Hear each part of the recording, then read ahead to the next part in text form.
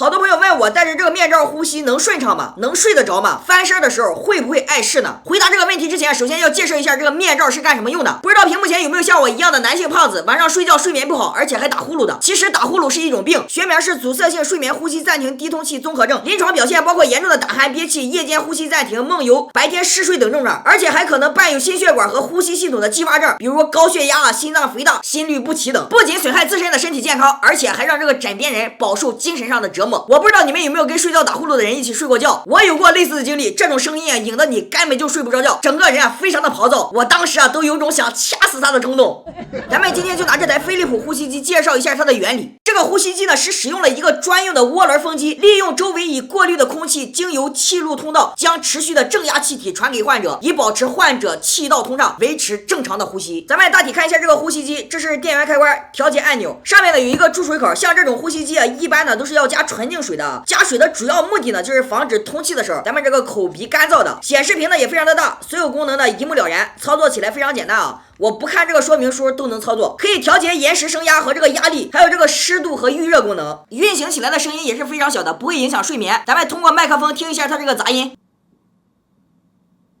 几乎是可以忽略不计的。咱们再回到视频开始的话题啊，刚开始戴肯定呢有那么一点不习惯、不舒服的感觉，但是当你佩戴那么几分钟，最多也就2-3分钟的时间就能适应，真的没有什么喘不动气儿的感觉，包括这个口鼻也不会干燥，不仅不影响你这个睡眠，反而睡眠质量会更好。包括通气的这根导管也很长，大概呢有1.7米的样子，你睡觉不老实翻身呢也不会影响的。相信屏幕前肯定有用过呼吸机的朋友，可以谈一下你们佩戴之后的感受，是不是跟我一样的？打呼噜的朋友呢，也可以试一下这个飞利浦的呼吸机，让你的枕边人帮你听一下佩戴之后还会不会打呼噜，顺便呢感受一下佩戴之后第2天的精神状态，是那种非常精神饱满的感觉。记得点赞关注哦。